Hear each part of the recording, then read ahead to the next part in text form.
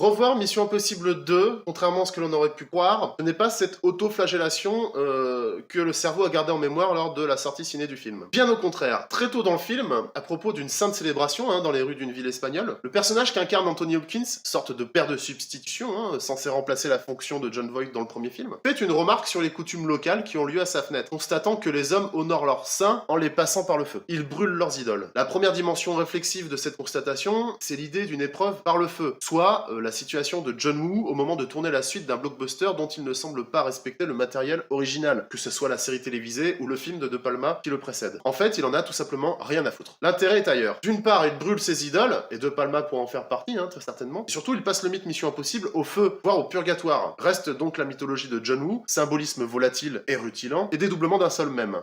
Univers chevaleresque s'il en est, il n'y a qu'à revoir la confrontation face à face tendue, immobile entre les deux motos, comme dans tous les films du cinéaste. La proposition de Mission Impossible 2 sur la dualité fraternelle est ici finalement bien plus poussée qu'elle n'avait pu paraître dans Face Off, le volte-face de Cage et de Travolta. Enfin, l'autre dimension, plus temporelle, de la réflexion d'Hopkins dans le film, concerne le cinéaste lui-même, John Woo, passé au feu par ses fans. Il n'y a qu'à voir la réception critique catastrophique du film au moment de sa sortie, pour se rendre compte, des années plus tard, que Mission Impossible 2 constitue, au final, la revisite de la franchise la plus intéressante. Alors j'avais prévenu ma femme qu'en dépit du cinéaste génial, Mission Impossible 2 constituait peut-être le maillon faible de la franchise. Erreur joviale, car la revisite de cet épisode de la franchise fut la plus jouissive, en fait, car la plus désintéressée. Finalement, l'attitude du cinéaste lui-même au moment de faire le film.